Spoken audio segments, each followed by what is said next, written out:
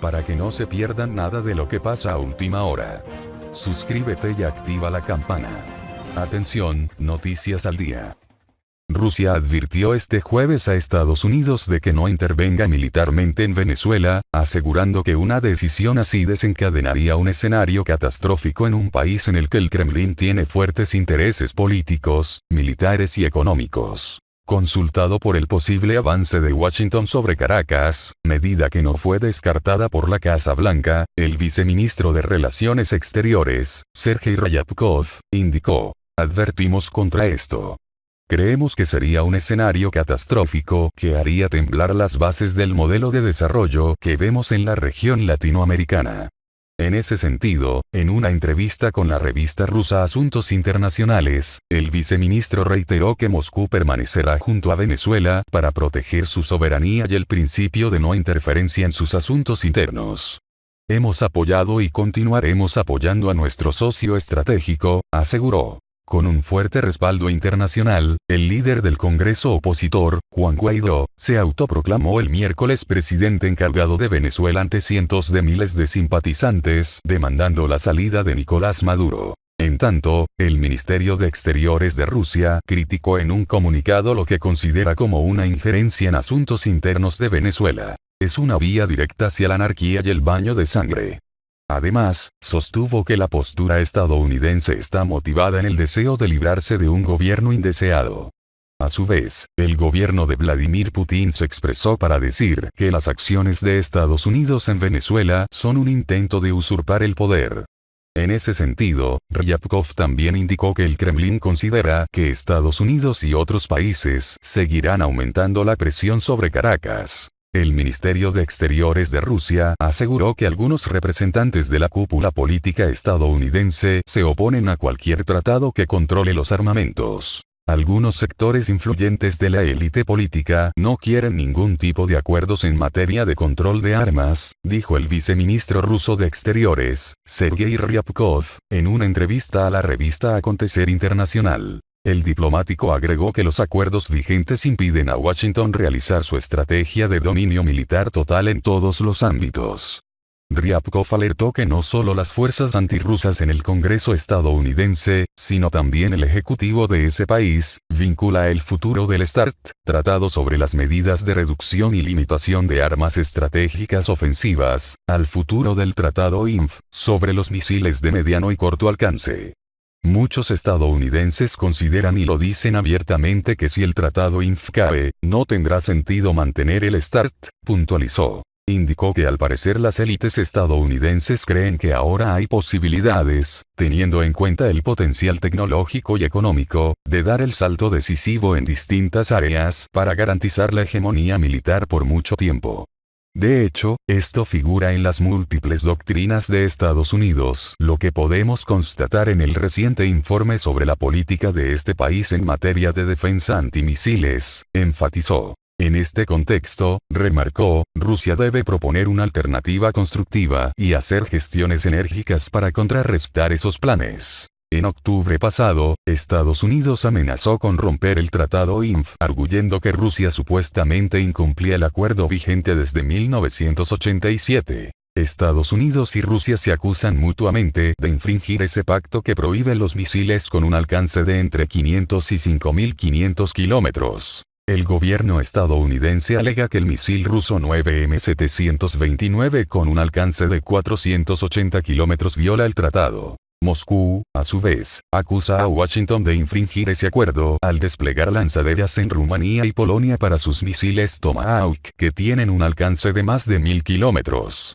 Rusia desveló también que Estados Unidos desarrolla drones de combate y financia investigaciones para la producción de misiles de crucero de emplazamiento terrestre. El mes pasado, el Departamento de Estado confirmó que Washington suspendería el 2 de febrero sus compromisos con el Tratado INF, considerado piedra angular de la seguridad europea. Estamos advirtiendo contra ello, sería un escenario catastrófico que sacudiría las bases del modelo del desarrollo que vemos en América Latina.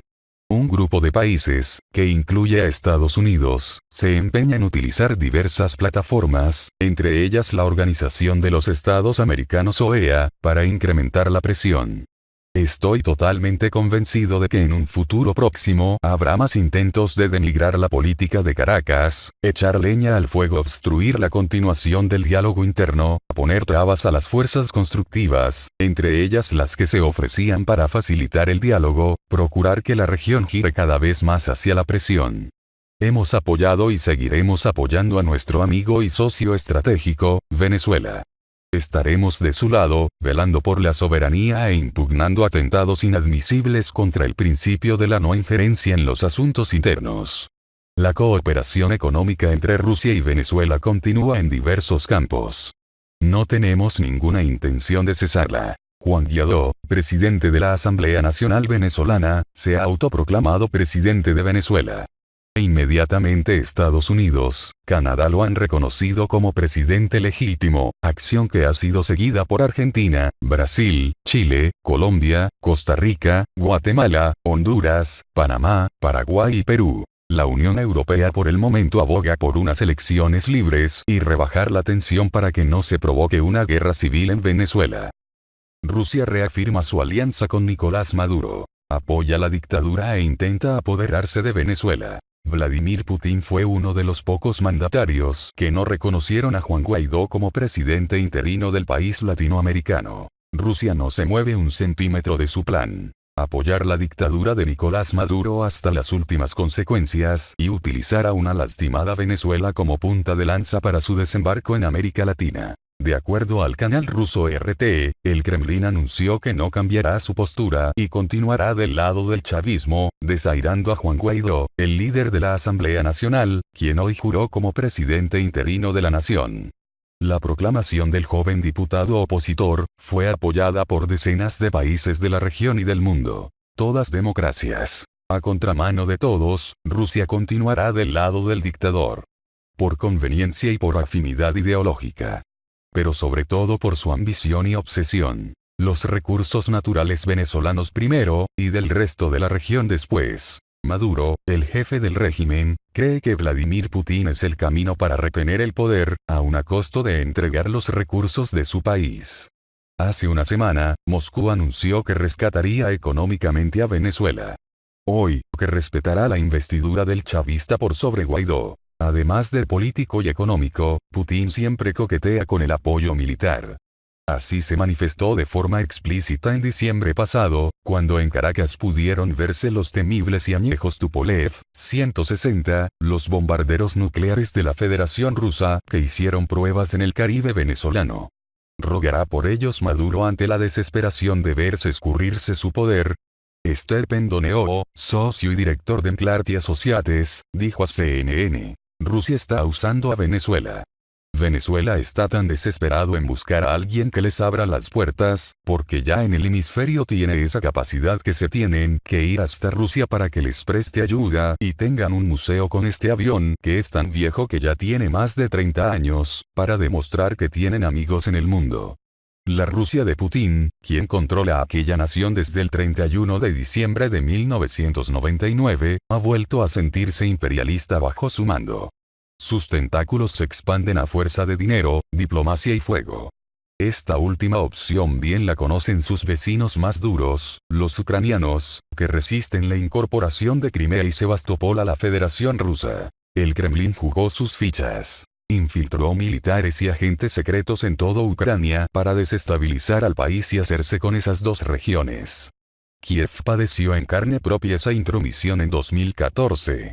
A tal punto fue la invasión rusa en tierra vecina que el 17 de julio de 2014 un avión de la compañía Malaysia Airlines fue derribado por fuerzas alentadas por Moscú desplegadas en una granja cercana a la ciudad ucraniana de Pervomaisk.